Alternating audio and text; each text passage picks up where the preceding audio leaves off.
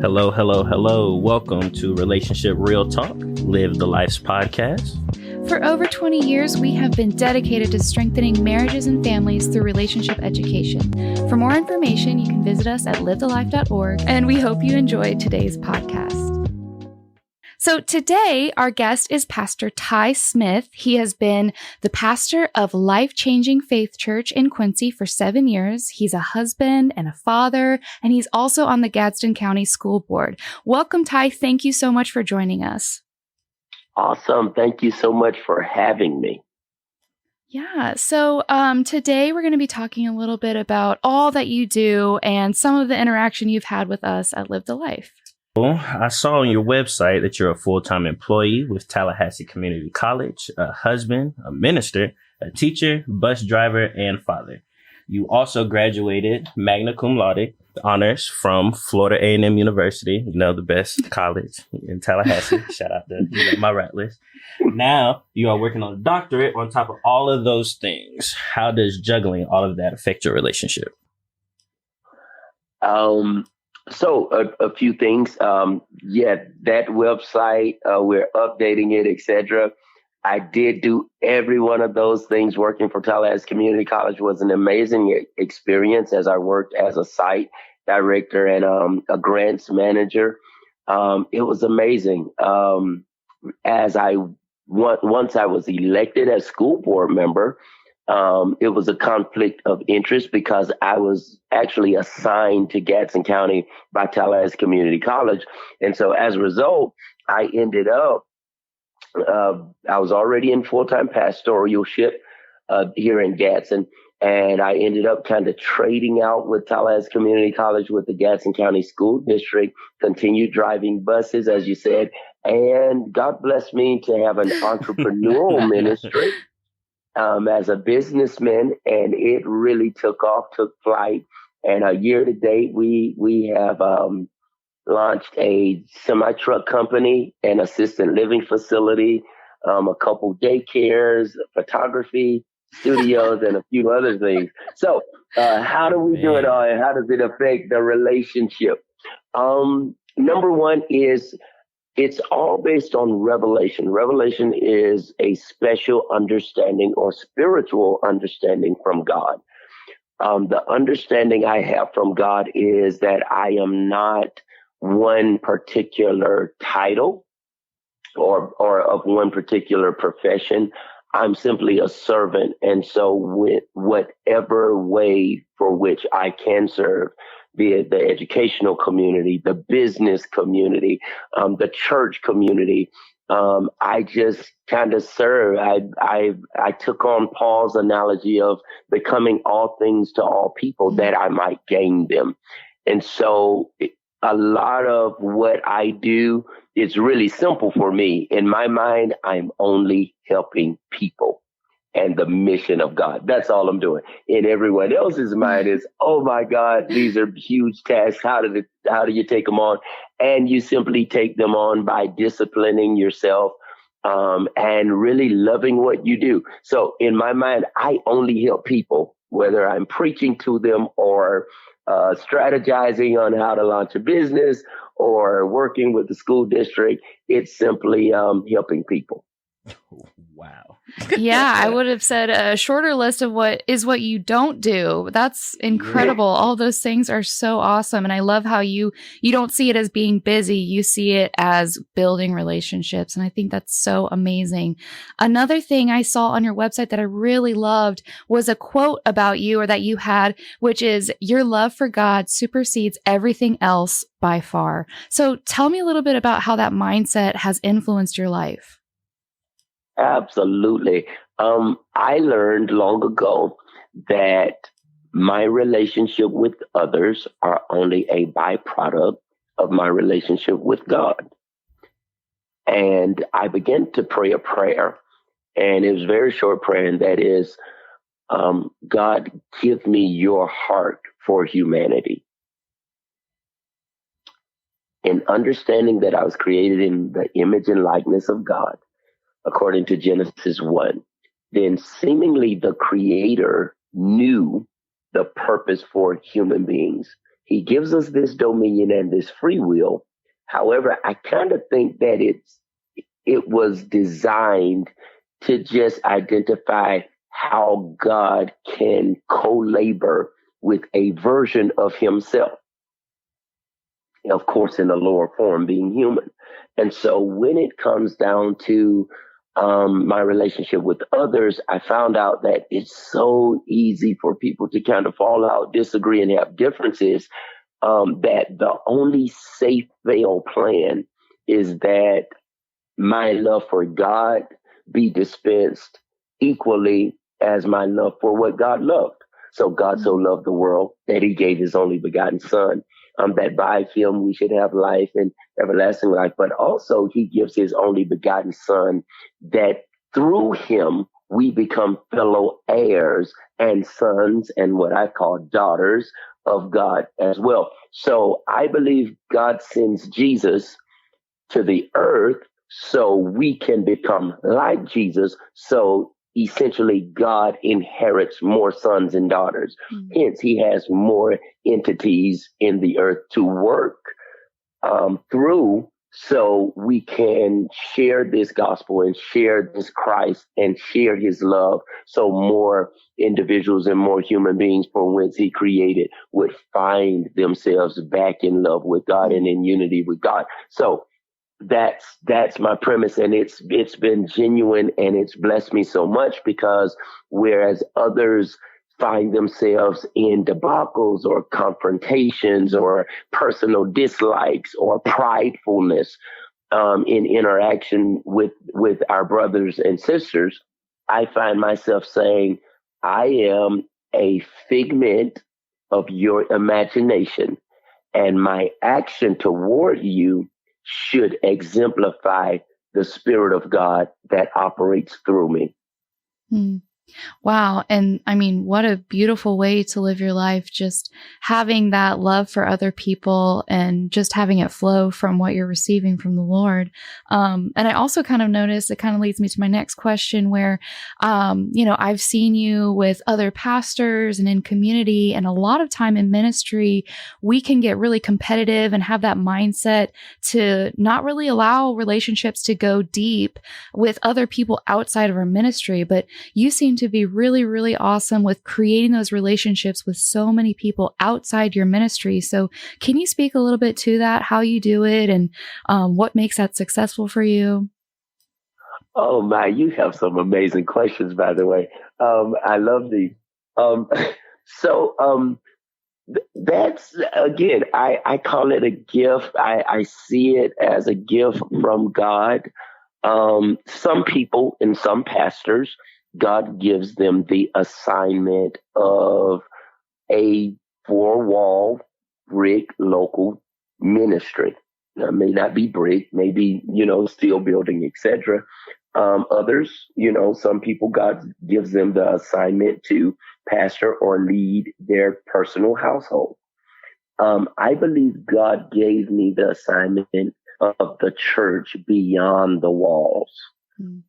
And so while I'm a pastor in a brick and mortar building, I really believe that God's ideal was never to be necessarily a physical building and monument, but more so a spirit that joins all of us. And so I cannot say that I love God when I don't show that love for the brethren. So I actually believe that it is alien as far as being in the kingdom of God. It's an alien attribute or character for me to be competitive against a fellow believer.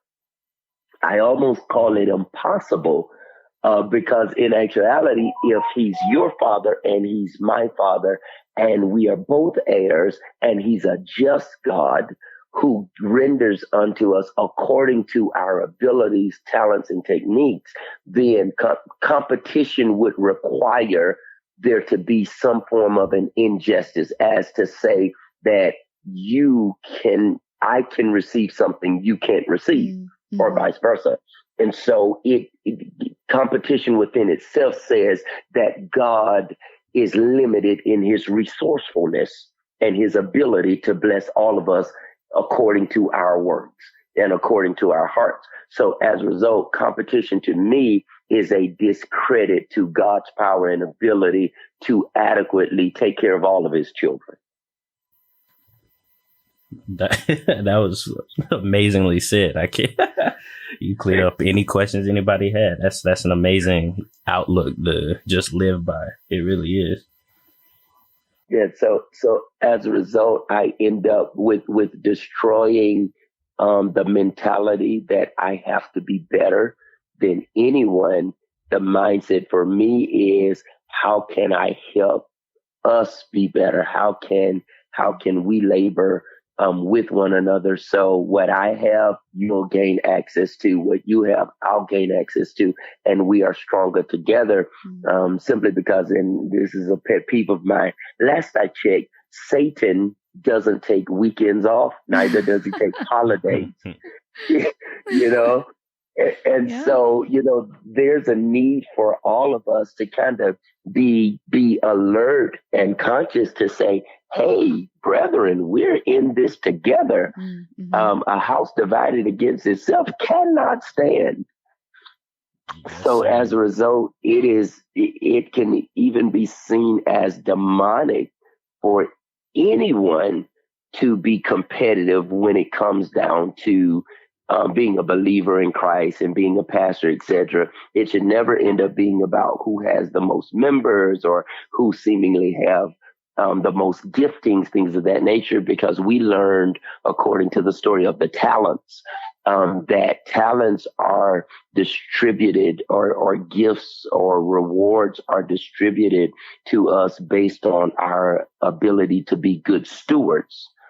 And actually invest in what God has given us, not based on our ability to bury, hide, and compare and contrast what God has gifted others with.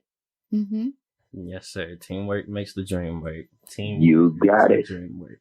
Just to switch it up just a little bit, give you an opportunity. This is going to be the best question so far.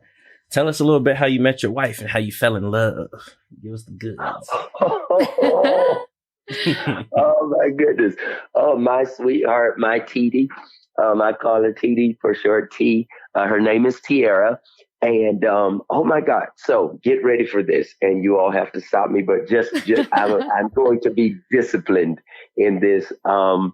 So imagine this little 75-pound seventh grader sitting in band class, and he's nervous. He's trying out new instruments and all this thing. And class begins. Just before class begins, this precious, beautiful young lady walks through the door, and she walks in, and the room lights up, and she brings this burst of life to the room that literally just mesmerized me. And but this little asthmatic kid is shy. He doesn't say anything to her.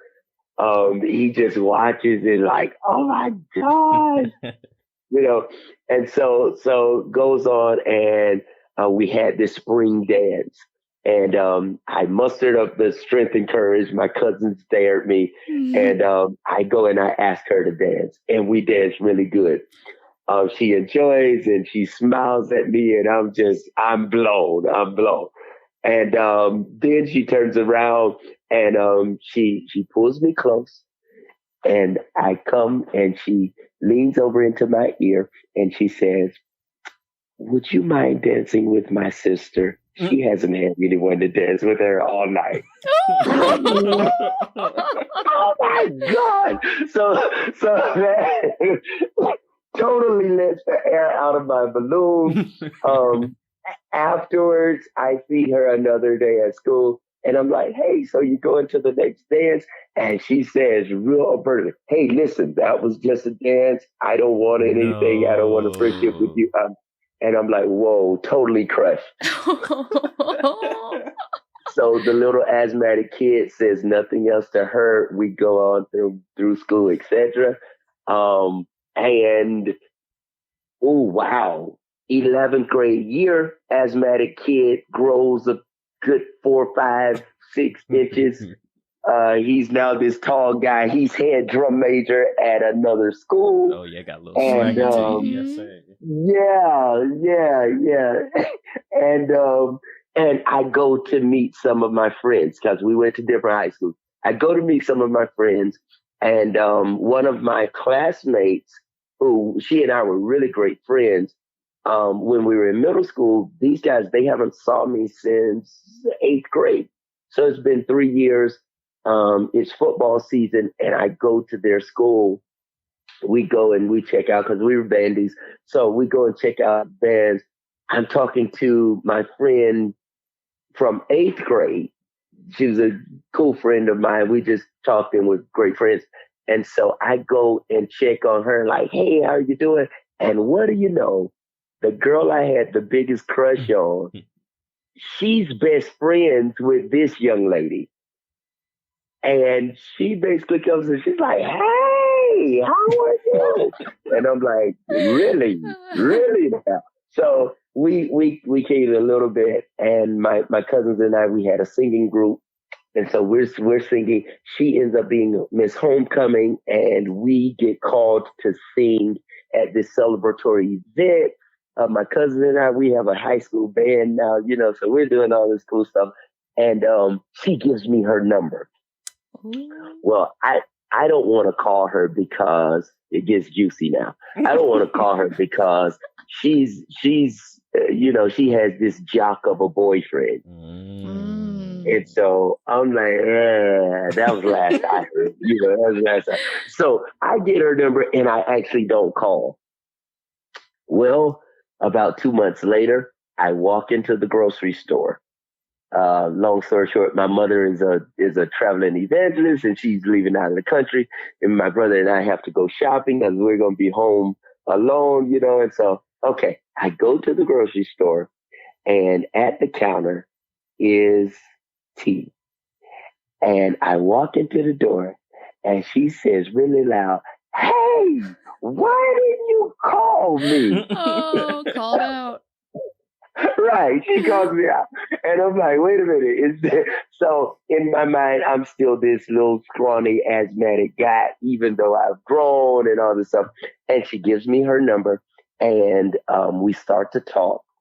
And it's history from there. We grew to learn each other, to know each other. And last thing on it, she told me early that she loved me. And I say to her, you can't love me because you don't know me. Oh my God. That was crushing. And so as a result, from there, I think while it was crushing, it was also eye-opening. I think it made me different in her eyes. I think it said to her that I thought differently.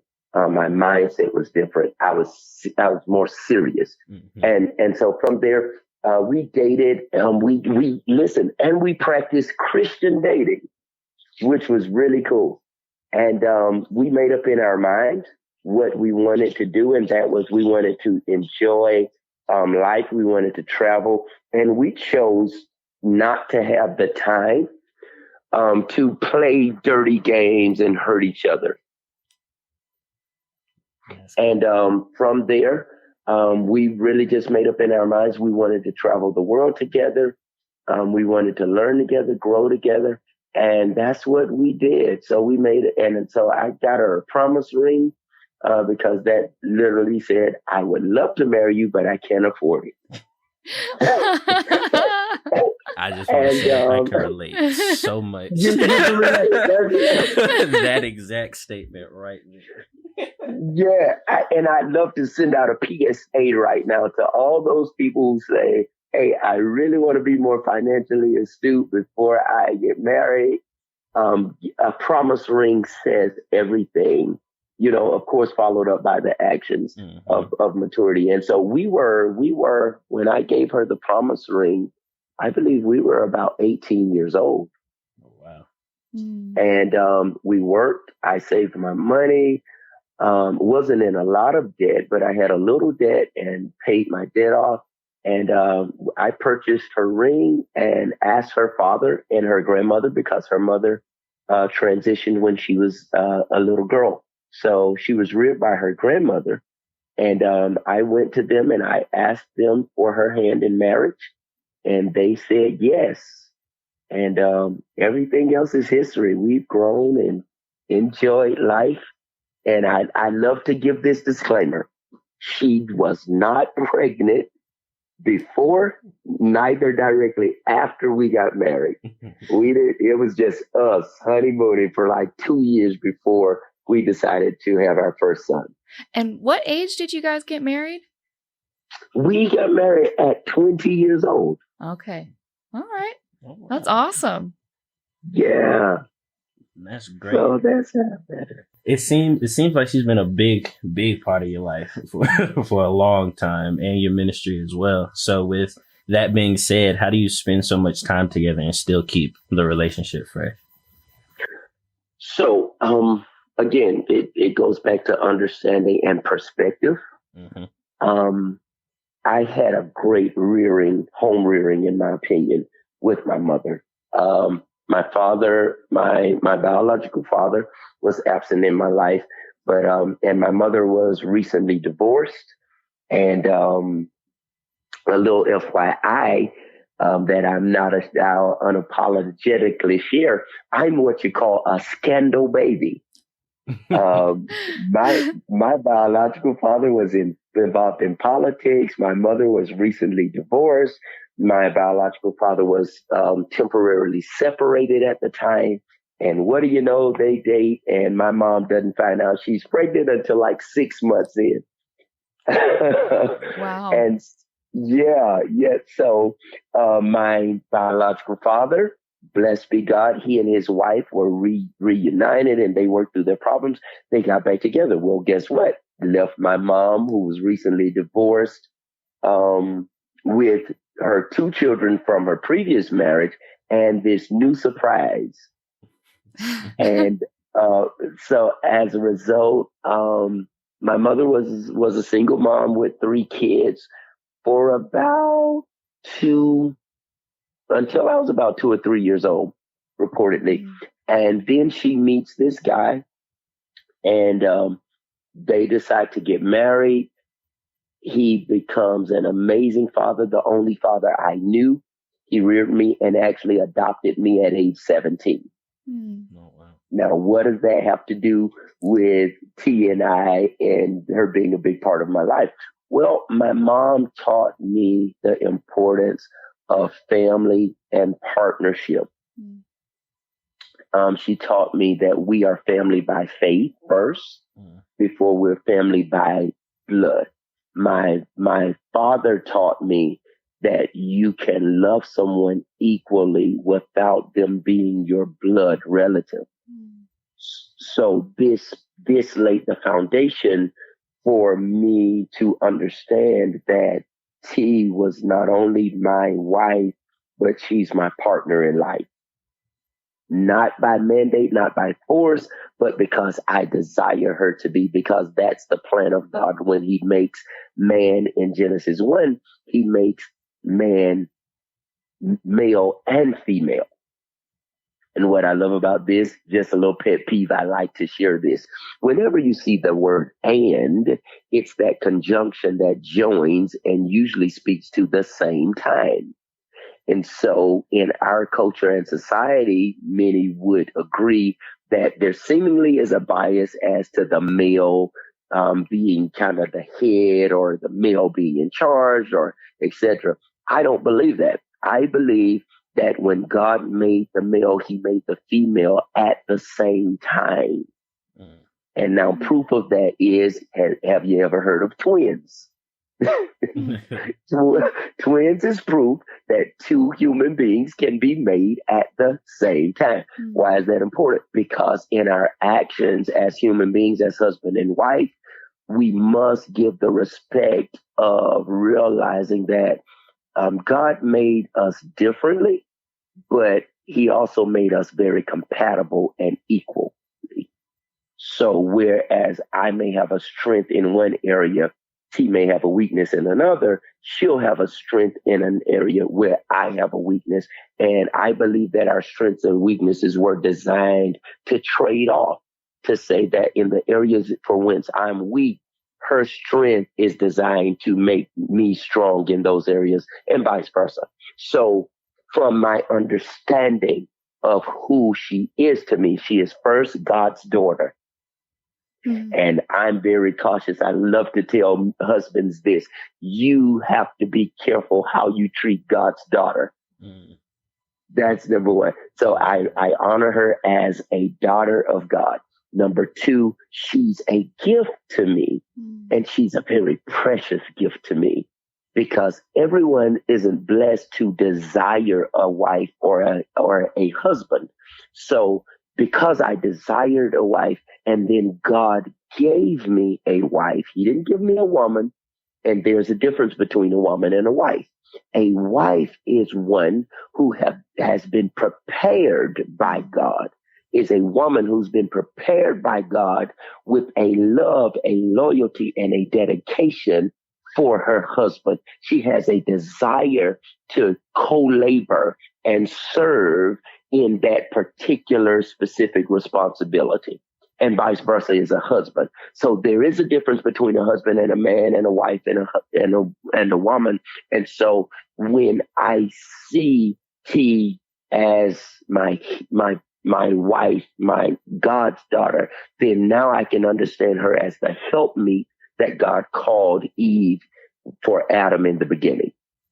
And I absolutely love that idea of, we're not spending time together. We're growing together, and we're building a life together. And it's not just, okay, well, you need to hang out with me, and I think a lot of the successful couples that I've seen, they spend a lot of time together, and they just keep enjoying that time. And it's not like, oh, I need some space from you, but it's refreshing, because I think you're right with that mindset of this is my wife. And that's a whole different headspace than, this is a woman I'm with. So I absolutely love that. And I also was thinking back to, I heard you speak a couple months ago at one of our pastors' lunch about a Live the Life program you went through called Hope Weekend. So could you tell us a little bit about what made you decide to go through our Hope Weekend? Oh my goodness. Yes. Hope Weekend was amazing.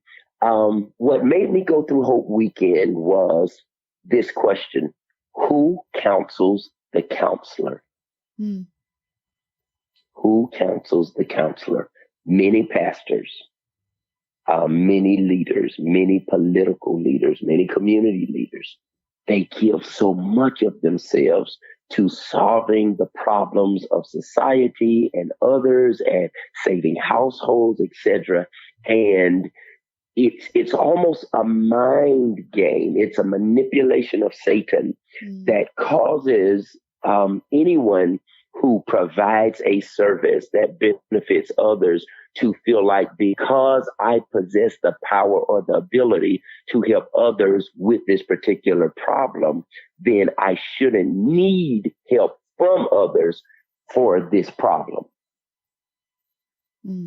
And so it's kind of like, for instance, a physician who specializes on the heart to then need to go to a cardiac physician specialist. So it's a pride kind of tied up under the scenes. And many pastors deal with this to say, I feel so many issues with families and husbands and wives and children, et cetera, that when I have these issues, in some way it says that I don't know what I'm teaching, or I'm not practicing what I'm preaching. And that's not true.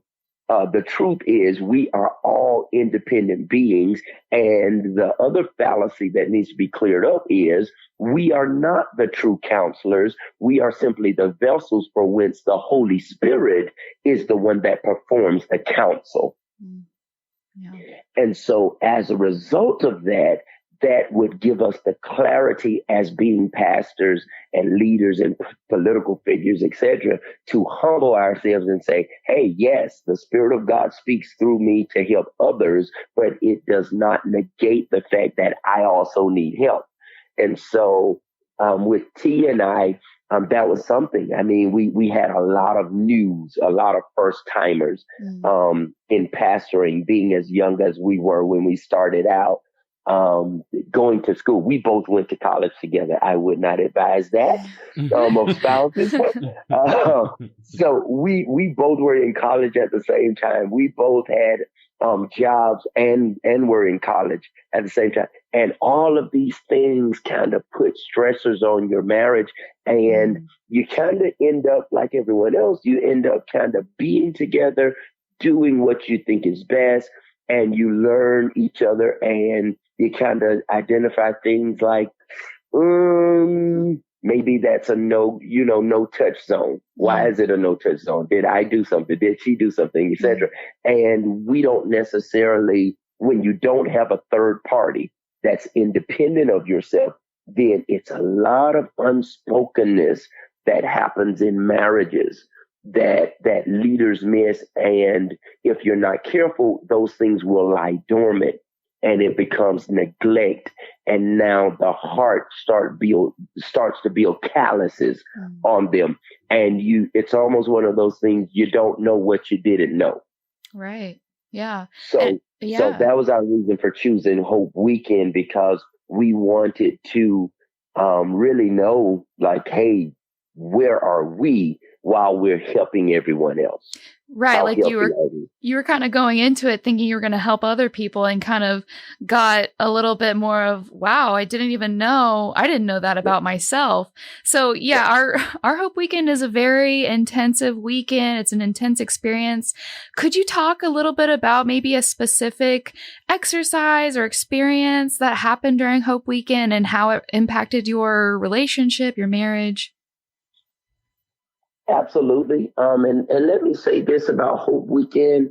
Hope Weekend saved my marriage when I didn't know and we didn't know it was in danger. Wow. And that's big for a lot of people.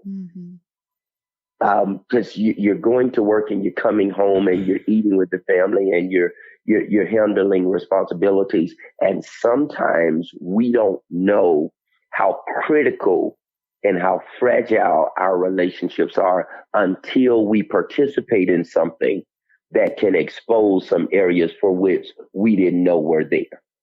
And so to answer your question, oh man, it's so many impactful places with Hope Weekend, from the learning how to listen.